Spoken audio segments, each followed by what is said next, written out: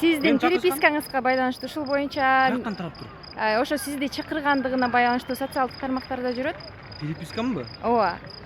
Баягы сизди чакырышкандыгы тууралуу, бирок сизге ошол умрага баягы билет дагы алып бергендиги тууралуу, бирок сиз баш тартканыңызды айтылып жүрөт да. Ошол тууралуу кыскача маалымат берип койсоңуз.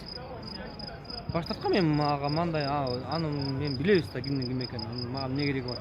Бирок жанагы скриншот чыгып кеткени мага ошол кооптоп атат. Аны ким чыгарды экен? Кимге жаздым эле?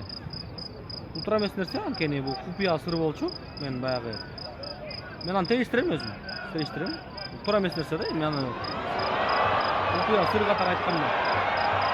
Элдин баары эле билчү. Болгону жанагы нерсе тарап кеткени өкүнүчтүү. Мен билбейм. А сизден угуп атам. Бирок эгерде тарап кеткен болсо, анда демек ал адам сырды ката албайт. Мен кимге жазган болсом, ошолдун скриншоту болду да, демек ошо андан башка ким скриншот кылмак эле. Демек ошол адамды териштирем дагы анын бетин айтам. Сен ушундай келсиң, кечирип кой деп. Мага аябай башкача азыр сокку болду бул нерсе, анткени мен купуя сыр катары эле айткам чындыгында.